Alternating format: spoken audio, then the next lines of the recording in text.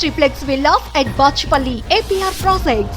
So నాన్నకి liver అసలు complete గా చెడిపోయిందని ఎప్పుడు తెలిసింది? 2008. 2008 లో. Eight. Okay. I was just 20s, Okay. early 20s లో ఉన్నాను. I'm like 2008 లో ఇక్కడ బ్లడ్ వామిటింగ్స్ అదంతా అయినాయి. అక్కడ బెంగళూరు కన్నడ సినిమాకి వెళ్ళారు. ఎన్ శంకర్ First ఇక్కడ. శంకర్ గారి సినిమా ఫస్ట్ ఇక్కడ అక్కడ అయినప్పుడే కదా ఎక్కువ ఎలివేట్ ఇక్కడ అయింది. చేసేయాలి అన్నారు. బ్లడ్ వామిటింగ్స్ అయిపోయాయి. బ్లడ్ వామిటింగ్స్ అక్కడ బెంగళూరులో అయింది. Hmm. సో అందరం పరిగెత్తుకుంటూ వెళ్ళాం, మొత్తం అందరం అప్పటికప్పుడు వెళ్తే హాస్పిటల్లో 2 days లో డిశ్చార్జ్ చేశారు. వచ్చిన తర్వాత ఇక్కడ మళ్ళీ AIG లో ఏషియన్ ఇన్స్టిట్యూట్ ఆఫ్ గ్యాస్ట్రోఎంట్రాలజీ ఇక్కడ మనకి పంజగుట్టలో ఉండేది. అవును. అక్కడ జాయిన్ చేసిన తర్వాత లేదు ట్రాన్స్ప్లాంట్ చేయాలి అన్నారు. సడన్ గా ఆయనకి డిహైడ్రేట్ అయిపోయారు. ఓకే. డిహైడ్రేట్ అయిపోయి ఎన్కెఫిలోపతి అంటే ఆల్మోస్ట్ లైక్ కాన్షియస్నెస్, మనకి బ్రెయిన్ ఇది వర్క్ చేయదు, అంతా మర్చిపోయారు. ఆయన అందరినీ మర్చిపోయారు. Memory loss.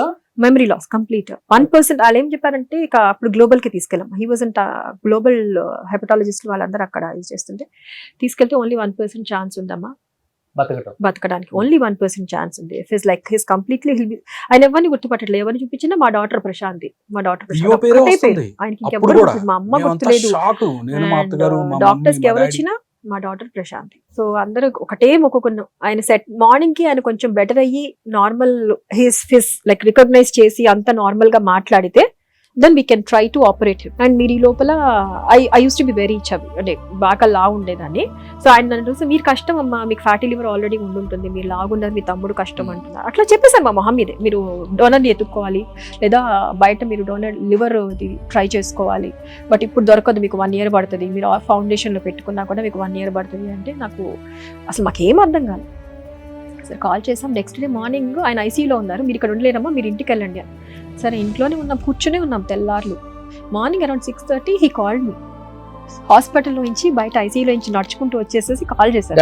డాడీ అమ్మా ఏంటమ్మా వెళ్ళిపోయారు, ఎవరు రాలేదు, నేను ఒక్కనే ఉన్నాను వచ్చేసానంటే నాకు లైక్ ప్రాణం లేచి వచ్చింది మా అందరికి. తెల్లార్లు దేవుళ్ళకి దండం పెట్టుకుంటూ ఉన్నాం, ఆయన సెట్ అవ్వాలి, ఆయన సెట్ అట్లీస్ట్ ఆయన మామూలుగా గుర్తుపట్టి మాట్లాడితే అప్పుడు will try to operate him అన్నారు. దెన్ మార్నింగ్ లో వచ్చిన తర్వాత మళ్ళీ ఆయన పారామీటర్స్ అన్ని నార్మల్, ఎట్లా అయినాయో కూడా తెలియదు. It's miracle. నైట్ లో మార్నింగ్ నార్మల్, ఓవర్ నైట్ మళ్ళీ నార్మల్ గా doctors okay we can operate. 15-20 days లో ఆపరేషన్ చేసేయాలి. ఓకే. Only 15-20 days. కానీ 15-20 days లో చెయ్యాలి, ఎందుకంటే అంత బ్యాడ్ కండిషన్ లోకి వెళ్ళిపోయింది లివర్ ఆల్రెడీ. బట్ ఎన్రోల్ చేయించుకోవాలి మనం. ఇప్పుడు ఎవరైనా ఇవ్వాలి లేదా ఎన్రోల్ చేయించుకోవాలి. అలా ఎన్రోల్ చేయించుకుని 2 years అయిందంట. 2 years ముందు ఒక 40 మంది ఉన్నారు, వాళ్ళకే దొరకలేదు.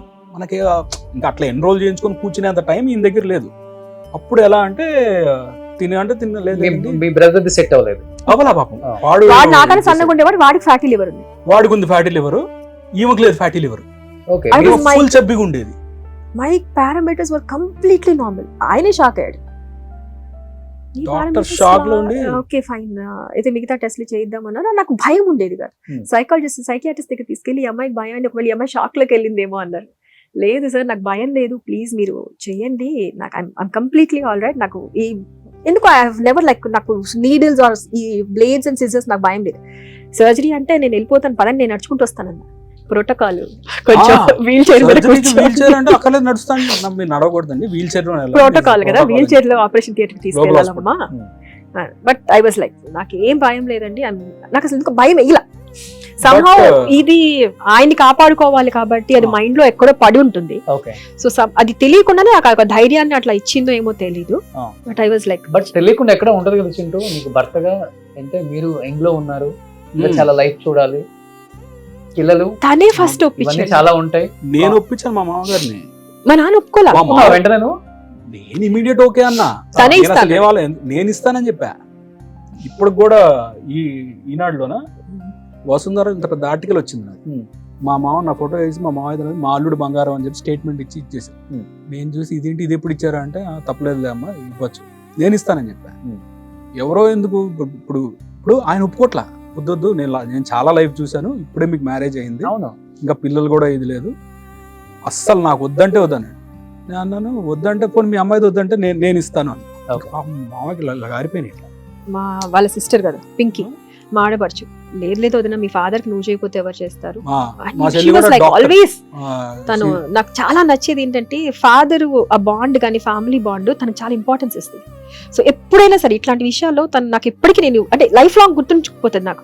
అంటే అదేంటి వాళ్ళ నాన్నకు కదా తనే చేయాలి కదా, అదేంటి అన్నయ్య చేయాలి కదా అంటే అదే నేనే చేస్తానన్నానే. అట్లా నాకు ఆ సపోర్ట్ ఎప్పుడు నా ఫ్యామిలీ నుంచి. ఏ అత్తమామ ఏ హస్బెండ్ మా మమ్మీ డాడీ మా అత్తయ్య గారు మామయ్య గారు నేనే ఇస్తా అని చెప్పా. మా చెల్లి చాలా సపోర్ట్ చేసింది. తను డాక్టర్, వాళ్ళందరూ కలిసి ఆయన ఒప్పించారు. తను యుఎస్ లో ఉంటుంది డాక్టర్. నాన్నకి ఇష్టం లేదు మీరు ఇవ్వటం. సస్సే మీరా అందరూ brothers, మా మామగారు తప్ప. బ్రదర్స్ అందరూ బ్రదర్స్ ని మాట్లాడండి పోనీ వాళ్ళు వీళ్ళంటే నేను ఇంకా ఎవరిని అడగద్దు. Everyone has their own family. మేము ఉన్నాం ఎవరైనా కదా, ఎందుకు ఇస్తారు? ఎవరైనా అవును ఎవరు See, అట్లా ఇచ్చారు కదా. ఎవరు అంటే మాకు కూర్చోబెట్టి దాని ముందు కౌన్సిలింగ్ ఇచ్చారు. Hmm. చూడండి, ఇప్పుడు మీకు ఎంత ఆస్తుంది, మీకు ఇన్ని 100 కోట్లు ఉన్నాయి, ఇన్ని 1000 కోట్లు ఉన్నాయి అన్నది అసలు ఇక్కడ క్రైటీరియానే కాదు. డోనర్ దొరకడమే ఇంపార్టెంట్. అవును 100 కోట్లు ఉన్న వాళ్ళు కూడా చచ్చిపోయిన వాళ్ళు బోల్డ్ మంది ఉన్నారు డోనర్ దొరక్క. సొంత ఫ్యామిలీలో ఇవ్వక భయపడి, ఎందుకంటే 14 hours ఆపరేషన్ ఇది. అంటే తను ఎటువంటి ఇది లేదు, నేను I'm ready to go with this అని చెప్పి చాలా స్ట్రాంగ్ గా ఉంచింది. బట్ వాళ్ళ నాన్నే చాలా, వీళ్ళ నాన్న ఒప్పించడానికి మాకు 1 వారం రోజులు టైం పట్టింది. ఎంత పర్సెంటేజ్ ఇచ్చారు లివర్ మీద? 60% 60%. చాలా మంది కిడ్నీ అనుకున్నారు. 50 ఇచ్చిన వాళ్ళకే 60 ఇచ్చింది. విన్నా నేను. తర్వాత ఓకే, నాకు ఏం ప్రాబ్లం రాలేదండి. ఆ తర్వాత నాకు పాప పుట్టింది.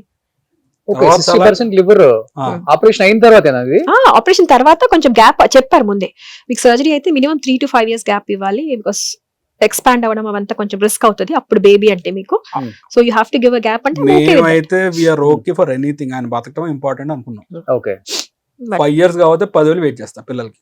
బట్ ప్రాణం కాపాడిన వాళ్ళు అవుతాం కదా, ఉంటది కదా. ఇప్పుడు మేమిద్దరమే ఎంతో క్లోజ్, వీళ్ళకన్నా నాతో నేను ఎక్కువ టైం స్పెండ్ చేశాను తర్వాత. ఓకే సో లేదు, కంపల్సరీ ఆయన అంటే తను చాలా స్ట్రాంగ్ గా మెంటల్ ఫిక్స్ అయింది. సో లక్కీగా మా మమ్మీ డాడీ మా చెల్లి అందరూ సపోర్ట్ చేశారు కాబట్టి. సో ఆపరేషన్ తర్వాత నాన్న కళ్ళు తెరిచిన తర్వాత చెప్పిన ఫస్ట్ మాట ఏంటి? నాకు తెలీదు. పక్క రూమ్ లో ఉంది, ఇద్దరు పక్క రూమ్ లో. Okay I was there for almost like. నేను ఇంకోటి ఏంటంటే సర్జరీ తర్వాత మళ్ళీ నేను అన్కాన్షియస్ స్టేజ్ లోకి వెళ్ళిపోయాను. I had issues with blood percentage పడిపోయింది, కాంప్లికేషన్ వచ్చింది నాకు అప్పుడు ఒక రోజు. Then they had to transfer platelets, blood ఇదైపోయింది, పర్సెంటేజ్ పడిపోయింది నాకు.